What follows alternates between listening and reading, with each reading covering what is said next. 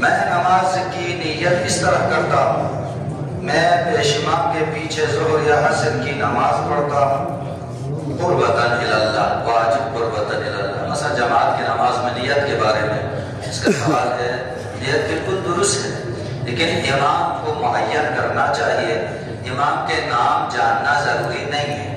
مثلا موجود امام، محراب میں موجود امام کو ذہن میں رکھیں، اس کے ابتدا میں ظہر کی نماز پڑھتا ہوں قربتاً اللہ، یہی نیت ہے جماعت، اس میں نیت میں کوئی مسئلہ نہیں ہے۔ ایک مسئلہ، اکثر لوگ وضو غلط کرتے ہیں، اگر ہم بتا دیتے ہیں تو غصہ آ جاتا ہے۔ یہ شرعی مسئلے میں غصہ نہیں آنا چاہیے۔ اگر وضو غلط کرتا ہے کوئی جو ہے، آپ کے وضو صحیح کرنا چاہتے ہیں تو اس کا شکریہ ادا کرو نا۔ اب تک آپ نے غلط کام کر رہا ہے، وہ بھی واجب، اور وہ مومن جو ہے اس غلطی کی نشاندہی کرتا ہے، تو اس پر آپ غصہ نہیں کرنا چاہیے بلکہ شکریہ ادا کرنا چاہیے، مجھے نہیں پتا تھا مثلا۔ تو وضو تو یہی ہے کہ وضو کے جو واجب ہے نیت ہے، پھر چہرہ دھونے سے شروع ہو جاتا ہے۔ چہرہ دھونا یہ واجب ہے وضو کا۔ ہاتھ کو کلائیوں سے دھونا مستحب ہے، پہلے ہاتھ کو کلائیوں سے دھونا مستحب، پھر ناک اور منہ میں پانی ڈالنا 3 مرتبہ، یہ خود مستحب، واجب نہیں۔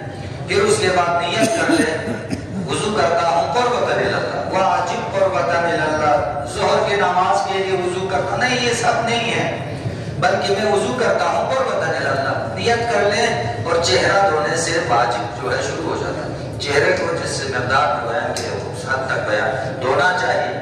پھر اس کے بعد ہاتھ کو کوہنی سے تھوڑا اوپر جو ہے پانی ڈال لیں، اس کے بعد انگلی کے سرے تک دھونا واجب ہے، پانی پہنچائیں صحیح طریقے سے۔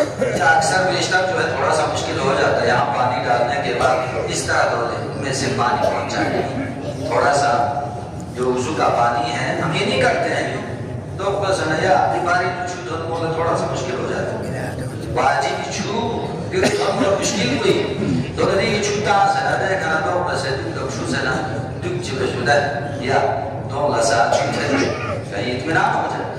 یہ ہے اس کے بعد سر کا مسا پیر کا مسا، یہ واجب وضو ہے، آج چہرے سے شروع ہو جاتا ہے۔ غسل جو کرنے کا طریقہ ہے وہ بھی تو 2 قسم ہے، 2 قسم کے غسل کرنے کا طریقہ ہوتا ہے، ایک التماسی، ایک ترتیبی ہوتا ہے۔ غسل ترتیبی میں سب گردن دھوتے ہیں پہلے نیت کر کے، زیمون غوچ دیشوان دھوتا ہے نا بچو، دو بزر اترافی اپلا چھوٹا آجو دینا کہ بزر پر چھوٹا اپلا یو جنابت غسل پہ طریقہ سکھو دے ہے نا بچو۔ نا اگر ارتماسی ہو کسی تالاب کے اندر یا نہر کے اندر ڈوب کے جو ہے ہوتا لگا کے غسل کرنا ہے تو وہ ایک دفعہ ڈوب جائیں گے، پھر جب سر نکالتا ہے اس وقت جو ہے غسل کی نیت کر لیں اور بدن جو ہے باہر نکالے۔ یہ غسل ارتماسی کا طریقہ ہے، ایک ہی دفعے پر جو ہے غسل ہو جاتا ہے۔ تو لہٰذا یہ جو طریقہ ہے آپ کے خدمت میں بیان کیا، اگر اس کے باوجود بھی تفصیل کی ضرورت ہو تو آئیں، انشاءاللہ ہم خود آپ کو طریقہ پریکٹیکلی دکھا سکتے ہیں، انشاءاللہ وہ طریقہ جو ہے وضو کرنے کا بھی اور غسل کرنے کا بھی۔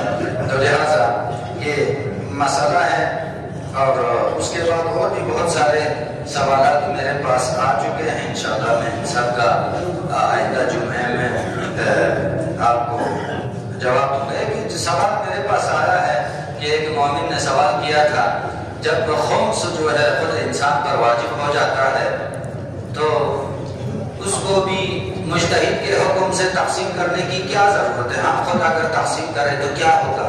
یہ سوال ہے، ایک سوال کیا ہے کسی مومن نے یہ سوال کیا۔ مثلا جدے معلمان کے لیے اجازت کی ضرورت ہے، مجتہد کی یا اس کے وکیل کی اجازت کی ضرورت ہے۔ صاحب سادات میں اختلاف ہے، سیستانی فرماتے ہیں کہ جو مستحب ہو 100 مسالات کے پابند ہوں اس کو دیا جائے، لیکن آیت اللہ خامنائی فرماتے ہیں معلمان کی طرف اس کے لیے بھی اجازت کی ضرورت ہے، سادات کی، آیت اللہ خامنائی کا۔ تو بہرحال جب واجب آپ پر ہے خمس، ٹھیک ہے، اس میں شک نہیں، لیکن یہ خمس کس کا ہے؟ اس کا مالک کون ہے؟ یہاں پر ہے اصل مسئلہ۔ اس کا مالک امام ہے، امام۔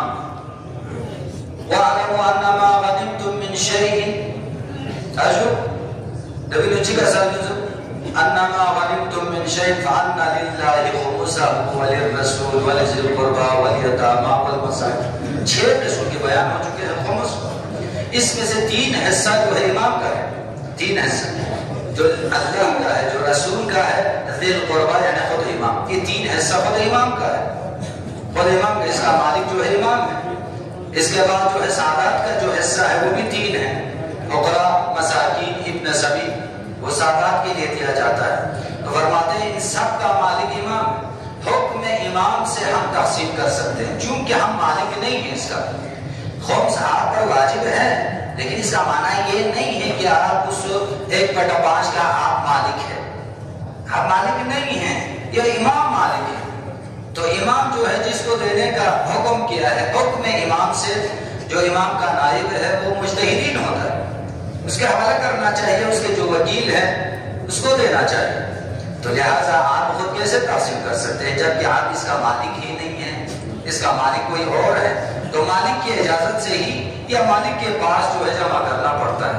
तो लिहाजा इस वजह से इसका मालिक जो है इमाम है, तो लिहाजा इमाम के ही हवाला करना चाहिए या जो इनके वकील है, उसके अलावा तो चारा नहीं है। हाँ, सिर्फ साहब सादात को जो है आप तकसीम करें, बेशक वो भी अगर आप आयतुल्लाह सिस्तानी का मुक़ल्लिद है तो, आयतुल्लाह ख़ामनाई का मुक़ल्लिद है तो ये भी जायज़ नहीं है, वो भी इमाम की तरह इजाज़त की ज़रूरत है। या आप देखें आयतुल्लाह ख़ामनाई के जो इस्तिफ़ताहात हैं, आप जाकर वहाँ पर देखें, वहाँ पर मालिमा और माल सादात दोनों इजाज़त की तरफ मुहताज है।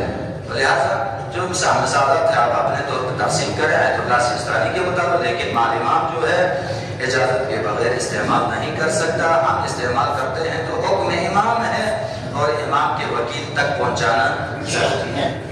परवरदिगार बेहतर मासूमीन अलैहिस्सलातु वस्सलाम अहकाम शरई तरफ ला मुतवज्जिह सों से यूं समझ यूं से यूं अमल बेअतियाए हम तौफीक शज़ल परवरदिगार मशस्बा मुझे माबाबिस पे अमल को मेरे बारगाह में कबूल हो चुके।